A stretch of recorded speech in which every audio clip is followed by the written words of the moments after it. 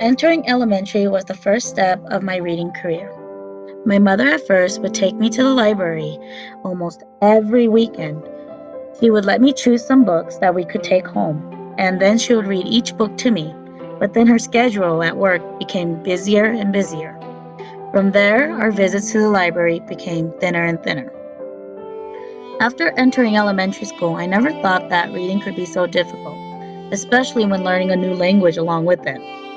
As a child, I saw other kids reading at the speed of lightning, while I was moving like a snail. Being stuck with a school that didn't offer ESL or ELL wasn't much help either. This made me hate reading. I hated how much I wasn't catching up with the rest of the students. I felt left behind. I was falling behind each year.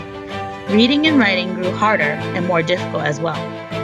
Until third grade, a teacher who was specialized in ESL and who was a newly hired teacher into the school came up to me and offered a book for me to read, which was The Tale of Destiny.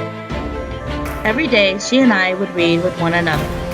She would take me out of the regular classroom for about 2 hours, where I could comfortably read with her so I didn't feel so rushed. She would bring in multiple books for me to read, from Frog and Toad to Because of Winn-Dixie. I began to quickly catch up with the other students. My fluency in reading increased and I felt confident again. From there, I began to love reading once more. A memory I could recall was the biggest event I loved during school, and it was the Scholastic Book Fair. I adored the colorful books that the fair offered. As any child would, I begged my parents to take me to the book fair whenever it came to my school. Seeing all the new books out thrilled me.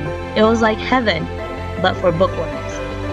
Other things that happened during my elementary life was when the teacher handed out these Scholastic book order forms. I would go bonkers over every book the magazine advertised. At that time, my reading skills weren't developing yet, and sadly, my parents weren't sure to buy books for me or not, since they felt it would be a waste of money since I couldn't read as well as the other students. At the same time, money was tight in the family. Though I didn't get much books as a child, I had books in the classroom that I could read. Whenever we had read-ins, those were the books I would read.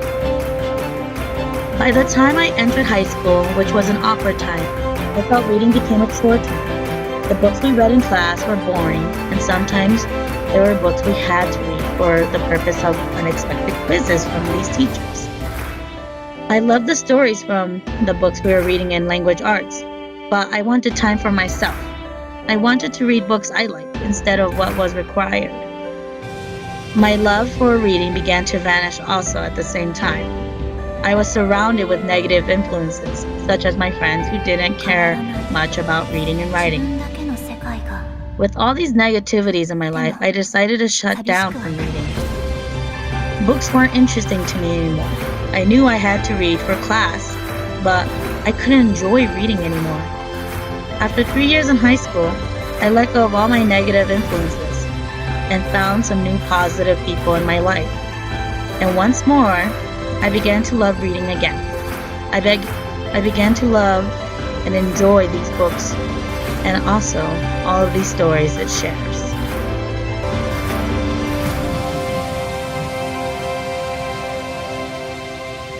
ありがとう。